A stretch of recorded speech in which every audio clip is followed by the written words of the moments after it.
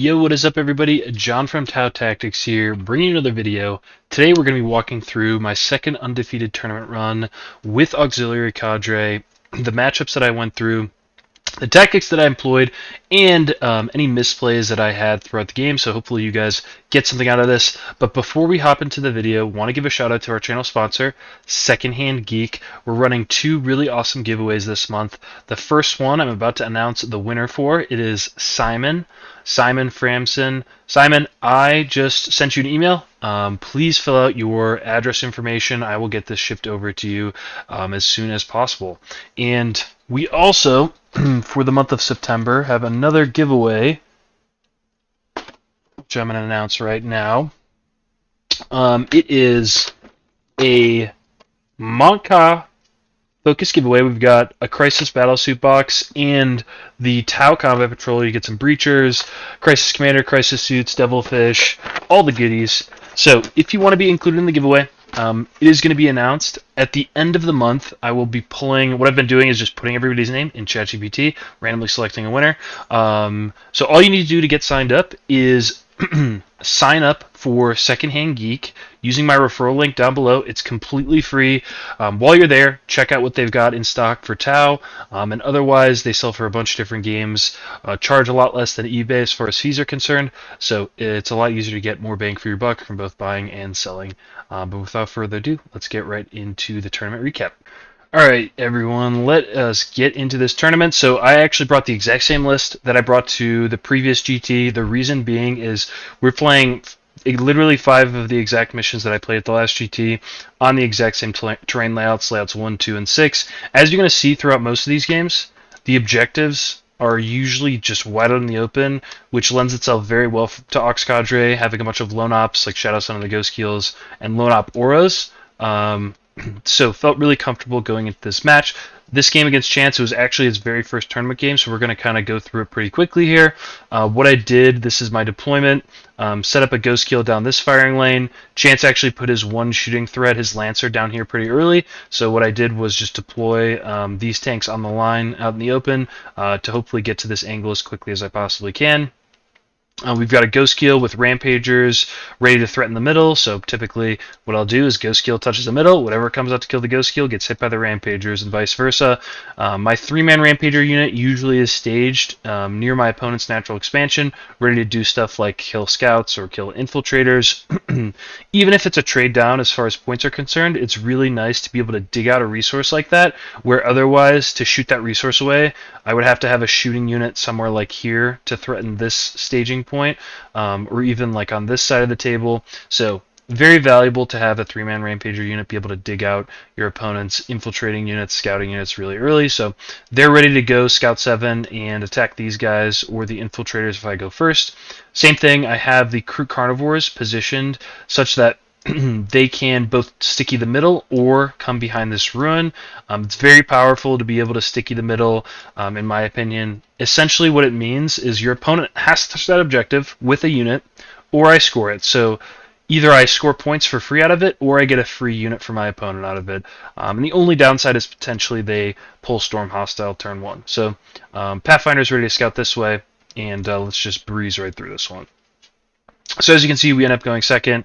With our scout moves, we move the Rampagers into their nice little pocket. I love Rampagers on layout 1. It's super nice to be able to stage up right here and threaten the middle of the table and have a Ghost Keel to force and funnel your opponent there, which is super nice. We scout these Rampagers up into this 6-inch lone op aura over here. We see infiltrators and the scout squad stage up over here, but pretty slow turn for my opponent. He does have like a 10-man Wolfen unit up here, so we're going to have to deal with them pretty soon. As you can see in my movement phase, so he shows the Wolfen unit over here, and he has his character leading at the front. So what I do is point all of my guns at the character in this unit. So that's the Ghost Keel. The Pathfinders, which are pretty valuable here because of the rail rifles, and the Wolfen are only 2 wounds. So this is where they really shine, is this type of a profile. We've got a Ghost Keel pointed at another Ghost Keel pointed over here. We've got the Rampagers charging in onto these infiltrators. I'm trying to pick a resource, so feeling pretty good about our board position right now. I think there was also an argument for just stepping this Ghost Keel on the middle objective. Whoops. Just stepping this Ghost Keel in the middle objective I probably should have done it, but I didn't really want to deal with the Bloodclaw unit quite yet.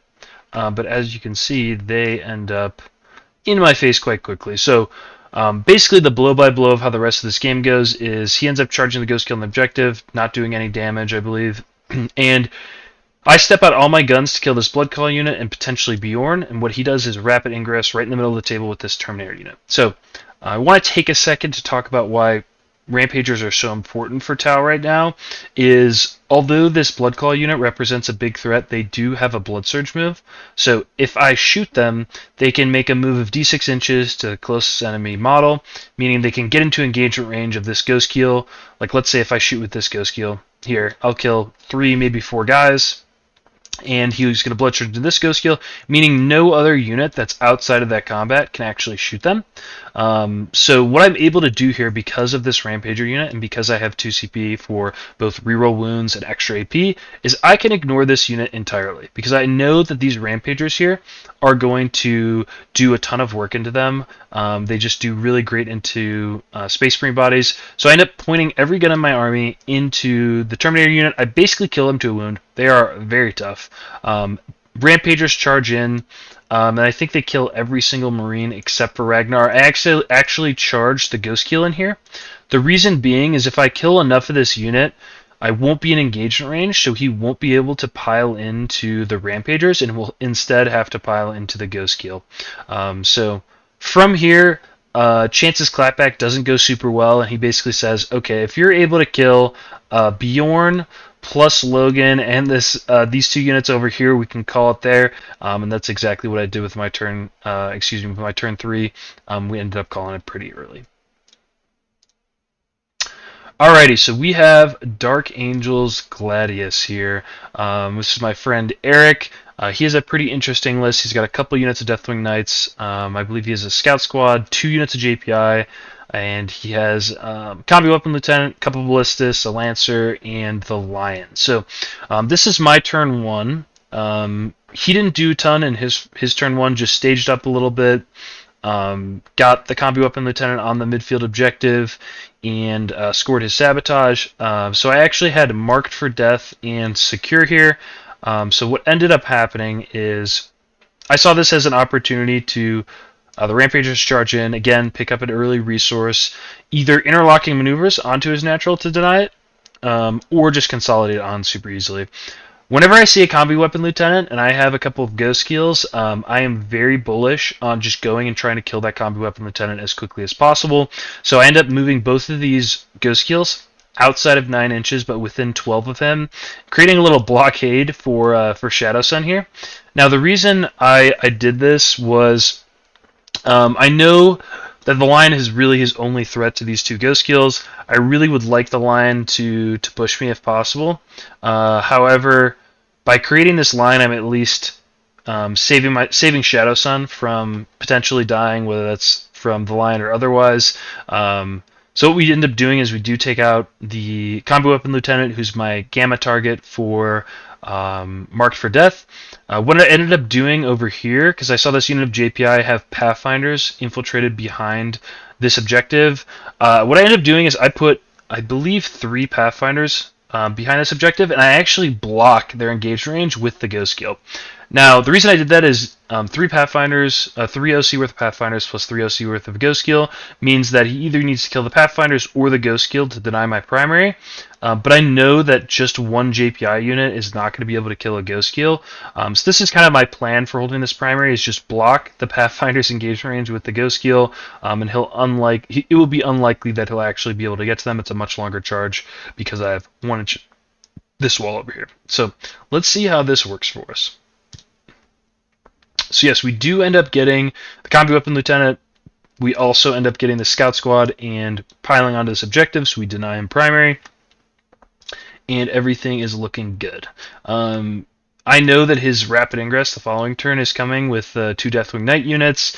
Right now, really what he has to play with is a JPI unit over here. I believe he has another JPI unit here, and the Lion.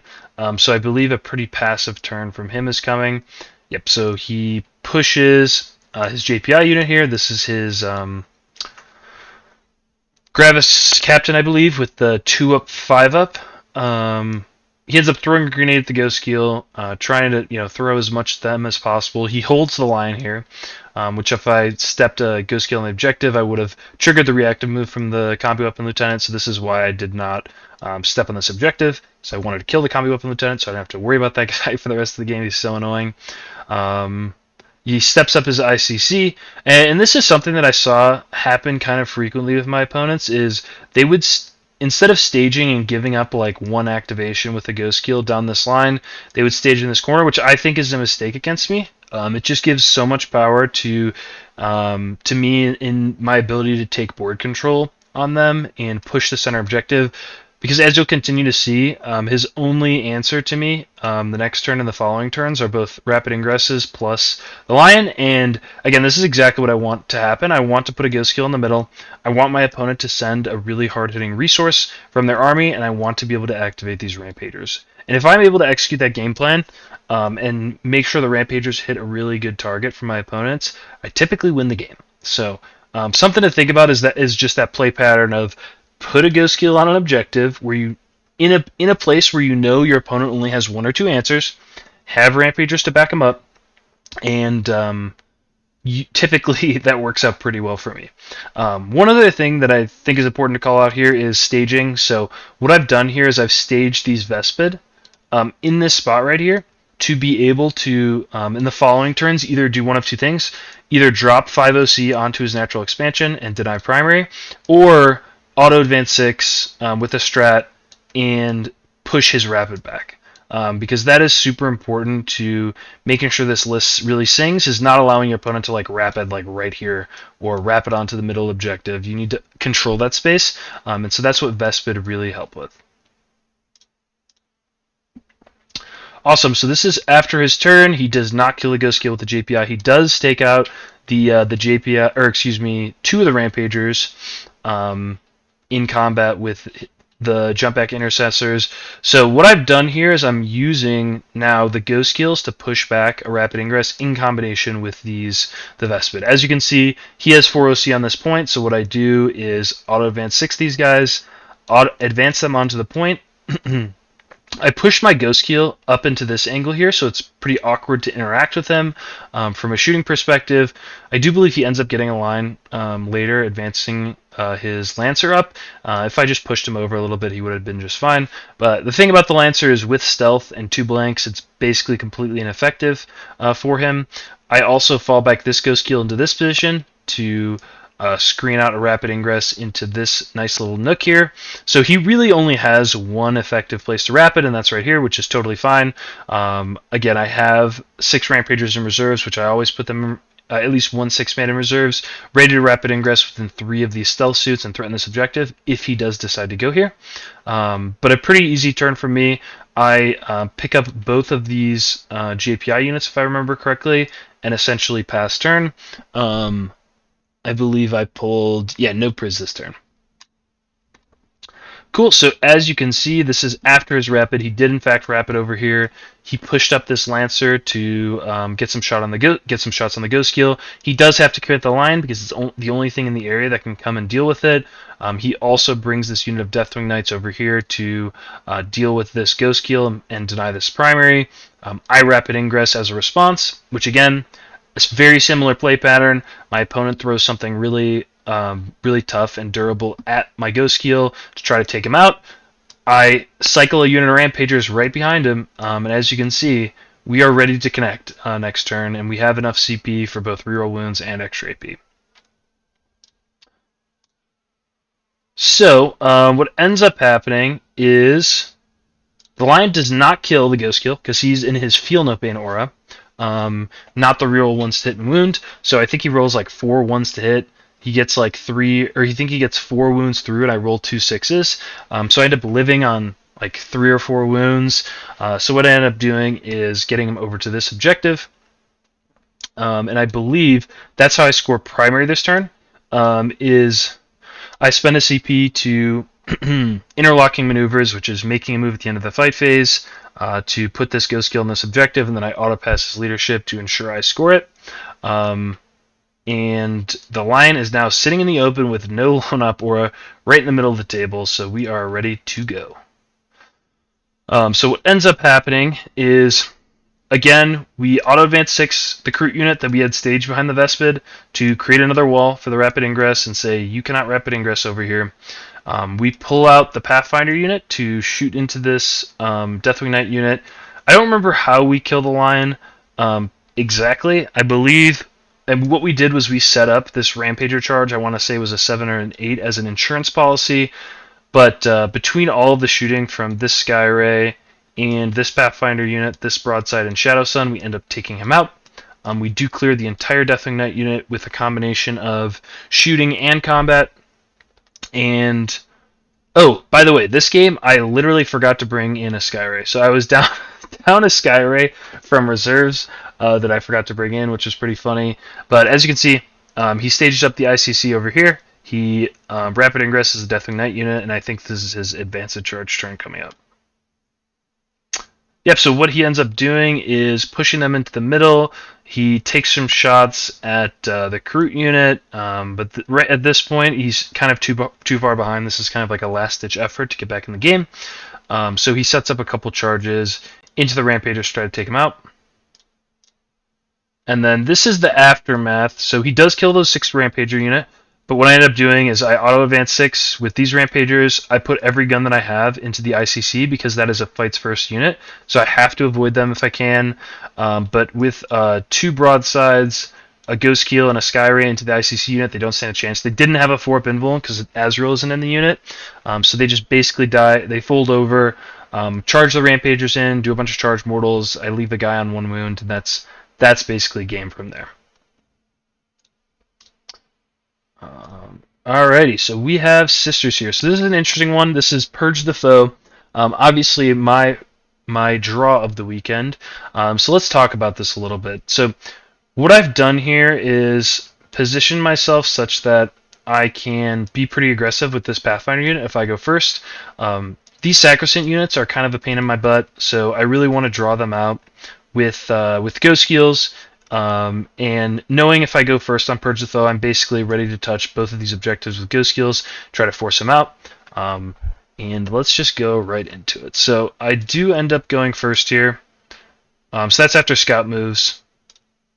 So what I end up doing is I put these Pathfinders in a line to make sure that he can't touch this objective.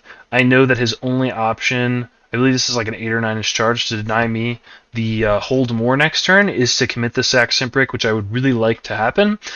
So something super unfortunate happens here, which is we end up leaving this Sacrosanct unit on 1 wound with the character. Now, why it's super unfortunate is because in his next command phase, he can actually revive D3 plus 1. D3 normally, but D3 plus 1 if he gives up a Miracle Dice. It also denies us a kill turn 1.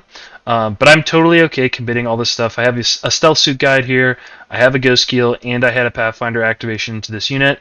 Knowing that if he kills like 2 or 3 of these units in return, he's only getting a kill, he's not getting kill more. So I feel pretty good about that. One thing you don't see here, and the reason this guy's sticking out down this line, is I've already given this Cascader things to shoot at. I gave him the Pathfinder unit. I gave him, I believe there's a Sky Ray back here as well. I also gave him a Stealth Suit unit. And he does have a Cascader staged up in this area, so what I wanted to do was avoid him being able to go down to the bottom of the table and get a long angle on me. So I gave him the 1 angle knowing that he can't get the other one at least. We just get extend battle lines here, which is totally free, and we're going from here. So as you can see, he just stages up his Sacrosancts. He doesn't commit to the middle, so he's giving us the hold more here. He does bring up those Sacrosancts. They're all going to charge Pathfinders and just stage in a pretty annoying spot right here. And this is after my turn. So he does actually, he shoots the Castigator at both the Stealth Suits and the Sky Ray, puts like, I want to say 6 damage on the Sky Ray, and does 0 wounds to the Stealth Suits. Doesn't get any 6s on his Heavy Bolter, which is really fortunate for us. He does put a character on this objective over here, which we end up using the Rampagers to try to peel it off. We pull Bring It Down, which is great timing because he committed this Castigator over here to try to get a kill. And, oh, he does get a kill somewhere. Oh, he gets the Pathfinder unit is what he gets. So what we end up doing is we put every shot that we have, in again, into the Sacrosanct Brick. We do take him down. What we end up having to do is charge the Ghost Kill in and take shock to get the extra kill there. So we end up with 3 kills, I believe, after this turn. So feeling pretty good. Whoops. Okay, and as you can see, this is oh boy. This is sorry, this game I ran out of time, so there's going to be some missing footage here from this game. But what ends up happening is this Ghost Kill does go down. He gets, what did he get? He got Area Denial and Cleanse in this turn. Yeah, he got Area Denial. I forgot what the other secondary was, but he ends up committing this this Sacrosanct unit down here, which was really unfortunate for me. I really wanted that unit to be committed to the middle. I think I should have baited him even harder with the Ghost Kill and given him like a 6 or 7 inch charge, because I think if I'm able to mop up those 2 units, it's a bit of an easy game from here. One thing that Daniel and I talked about was he has he has 2 units of the Paragon Warsuits, so one of them he started on the board back here, but they weren't really able to activate most of the game, so that unit probably would have been better served coming out of reserves. But this is after his turn, I believe.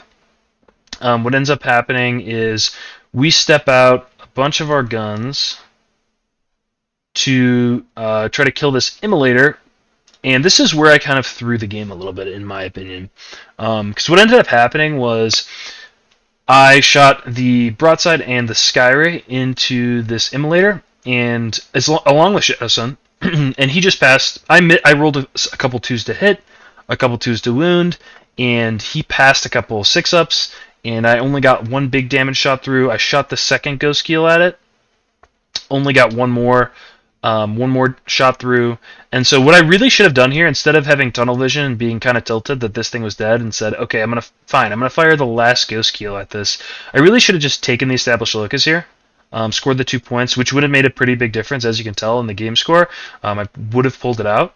One other thing that you see me do again here is these Vespid, they are screening out Morven Val's unit, so it can't come down and just blow up my backline. I've kind of accepted now that Morven Val is going to be able to do whatever she wants in this corner, so I'm kind of centralizing my units toward the middle of the table to kind of mitigate the incoming damage. When she does come in, she only gets like 1 shot. She doesn't end up rapiding here.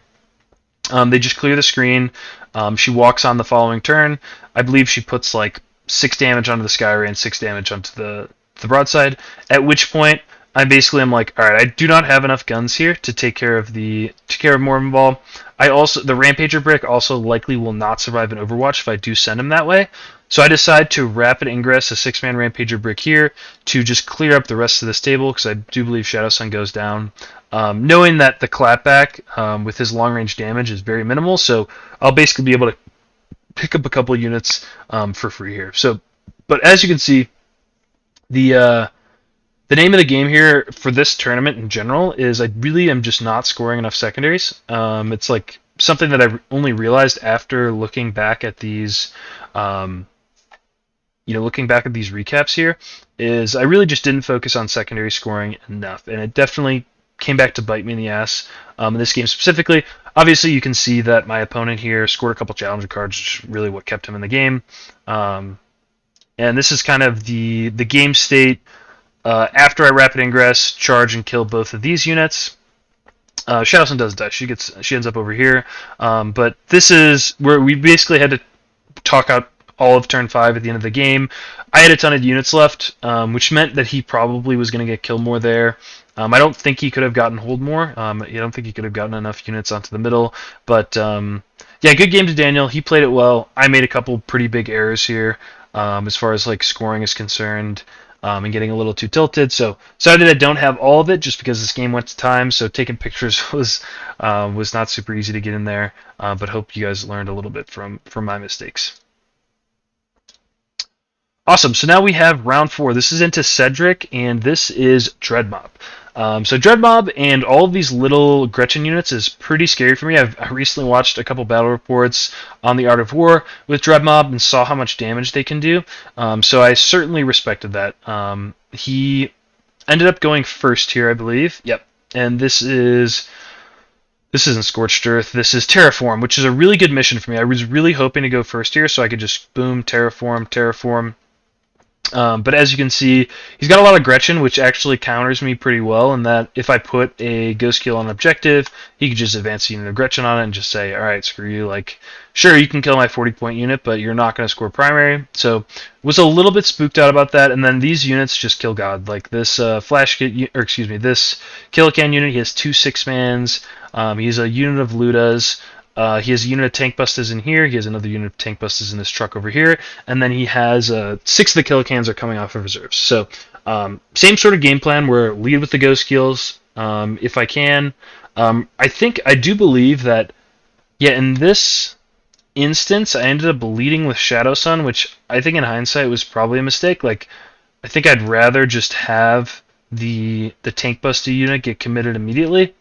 But what I ended up doing was putting him in like kind of an awkward spot where if he wants to unterraform this, he has to send out his flash kit unit that's sitting in here and the tank buster unit to kill Shadowsun. So he did end up pulling Assassinate, I believe. Yeah, he pulled Assassinate. But all we did here was terraform this objective. I was just a little concerned about giving him too much material early, but I don't think there's any reason to really deviate from the game plan. I think it would have been totally fine for me to just put this ghost kill in the objective, terraform at turn 1, but for whatever reason, the headspace I was in, I was like, I don't know, this guy's kind of scaring me. But again, if I put ghost kill here, he really only has... I think he can put assault on these guys. They only move 6, though. So anyways, kind of a questionable decision for me. Playing all timid, I don't know why. Okay. Yep, and then this is his turn too. So he does commit this flash kit unit to killing Shadowsun. Or sorry, this is after my movement phase. He does commit this unit to killing Shadowsun for the scoring. We do. Sorry, I'm blanking. What ends up happening? Yeah, he pops these guys out. They kill Shadowsun. That's free. I know he has a rapid coming my turn too. So again, I use my Vespid aggressively. I had them stage back here to push back his rapid, knowing how backbreaking it can be for them to be able to come up here, shoot and charge this ghost kill. Don't want that happening.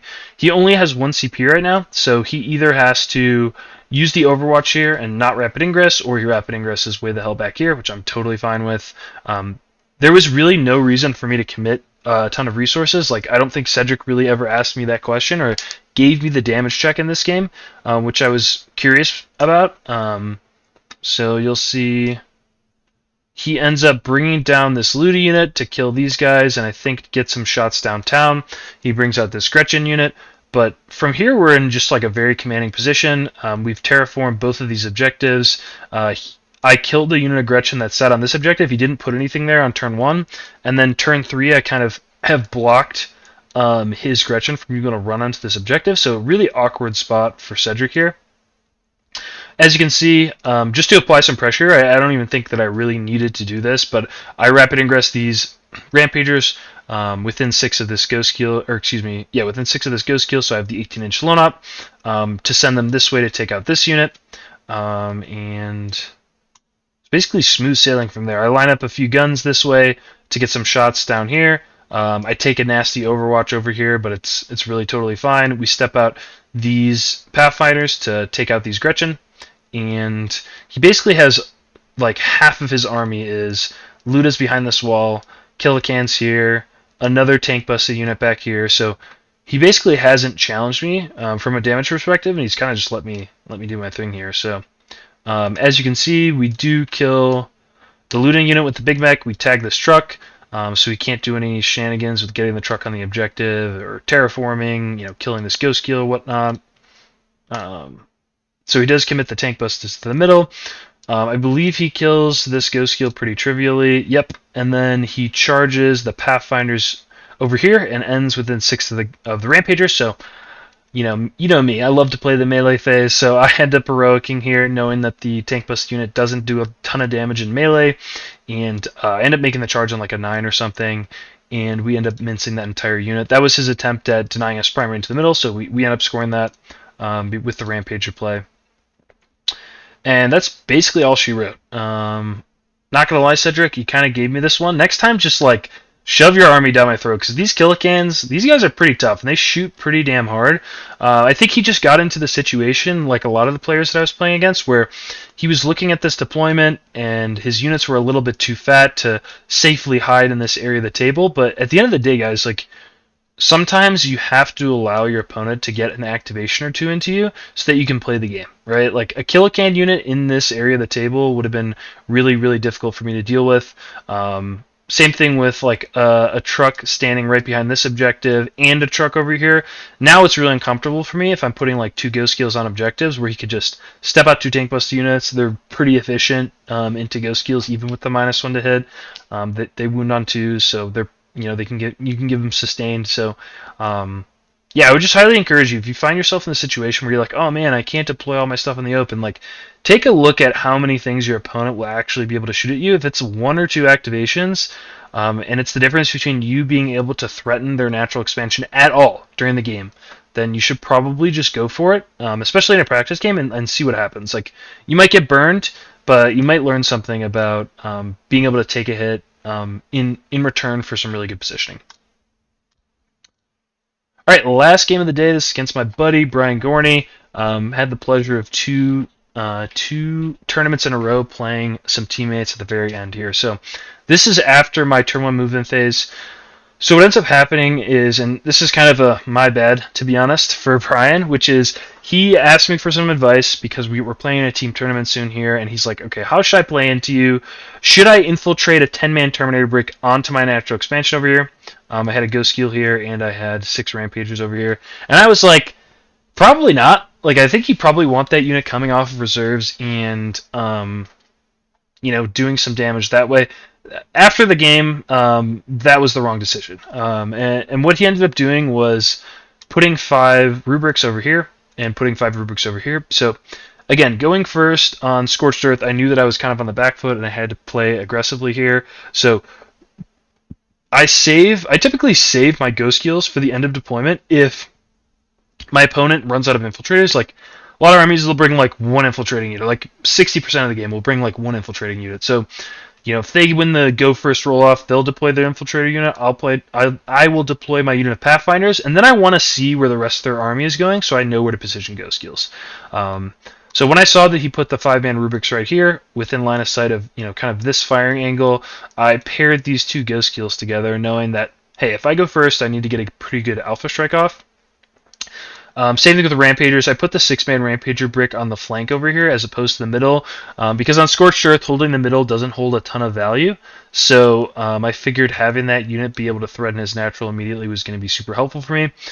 So what we end up doing is we move up both of these ghost kills to take care of this 5-man rubric unit. We do pretty easily. We do take hazardous damage on both of them, which was pretty unfortunate because, realistically, with like a Doom Bolt and a unit of rubric shooting, it's not that likely to kill a ghost kill, but a ghost kill on 9 wounds, I would say, is pretty likely.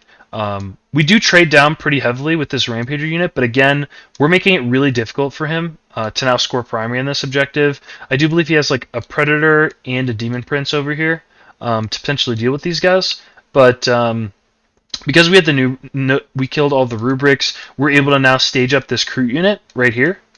So that when he kills this Rampager unit, I can, again, auto-advance 6 right here, put enough OC onto this objective, and deny his primary over and over again. Now, one thing that I will note is I kind of had a poor plan for holding this objective over here.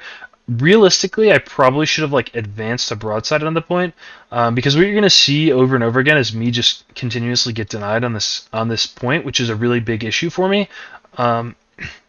It might have even been worth my time to just put Shadowsun in the middle and say, you have to kill me off both these objectives for me to not score primary, which probably would have been a pretty good idea, honestly. Yeah, we do get security on inside and tempting target, so we're putting our foot on the gas here and saying, let's freaking do this thing.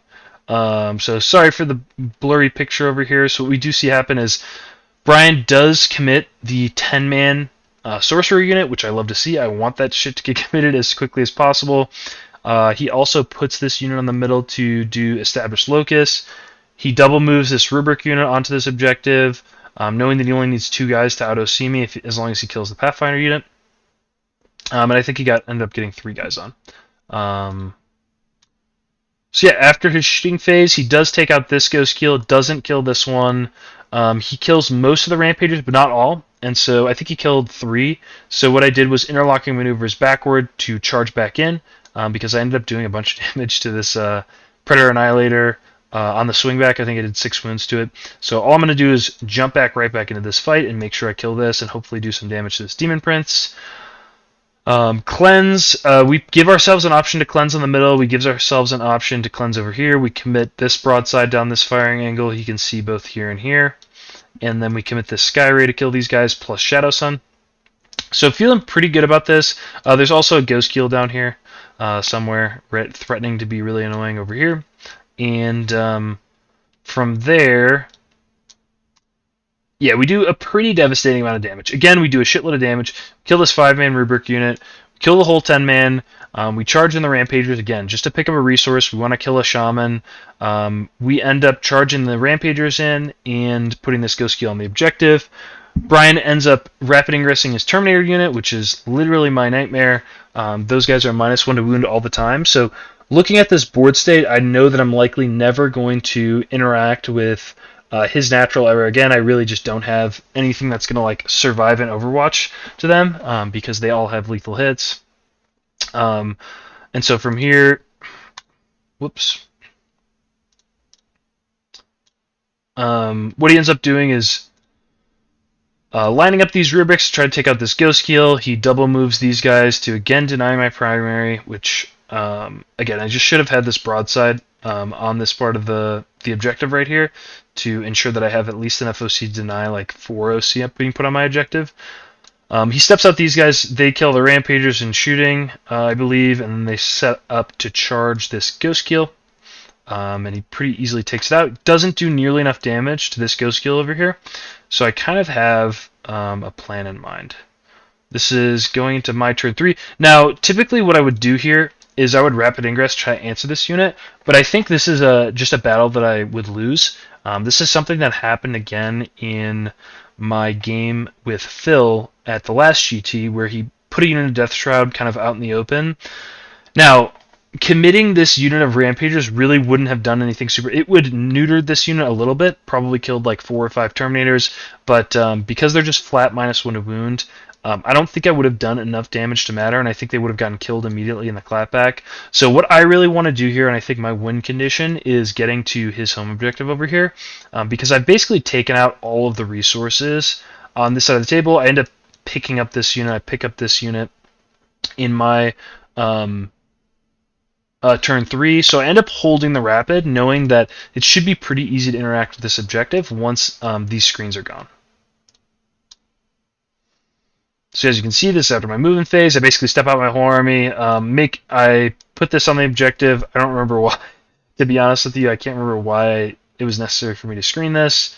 But it was I think it was basically just as a screen for getting towards these units and also getting to my home. So I step a unit of stealth suits out as well to kind of put together a hodgepodge screen over here. And then what ends up happening is, so we take out all the units we discussed, we rapid ingress these Rampagers 12.1 away from these guys, and so this is the point where Brian elects to call the game, knowing that we're going to be able to kill these rubrics, likely get a big charge off on this unit, and burn with this Ghost Kill over here on his home objective. I think we called it a little too early, to be honest with you, but Brian was happy to call it, and so was I. I think I probably did have him by a little bit, because I don't think he was going to get to my home. But great game to Brian. Another great tournament with Auxiliary Cadre. Now, one thing I want to talk about a little bit is kind of how I would change this list. So I am going to a team tournament coming up. If you're unfamiliar with how teams works, basically the role that I'll be playing on teams is first defender. So what that means is I get to pick the exact board that I play on. That also means that I could play any of my opposing teams' 2 best matchups into me. So a couple of matchups that have come up recently that I think are kind of tough ones. One for sure is Votan with the Hecaton Land Forts with only 3 broadsides and the 2 Sky Rays. We're not really consistently taking them out. So what I'm thinking of doing is dropping a Ghost Kill and one Skyray to pick up 2 Railgun Hammerheads. That way I can really punch through a lot of these Marine vehicles. Repex are showing up again. And so that's just what I'm thinking about as far as potential avenues to go with evolving this list a little bit further. But that's going to do it for today's video, everybody. Thanks for watching, and I hope you guys enjoyed. Shout out to the channel patrons, as always. Wouldn't be able to do this without you guys. If you're interested in supporting me on Patreon, I'll leave a link in the description. Also, don't forget to sign up for the giveaway, and make sure you check your email, Simon. And yeah, that'll do it for today's video. Catch you guys in the next one. Peace.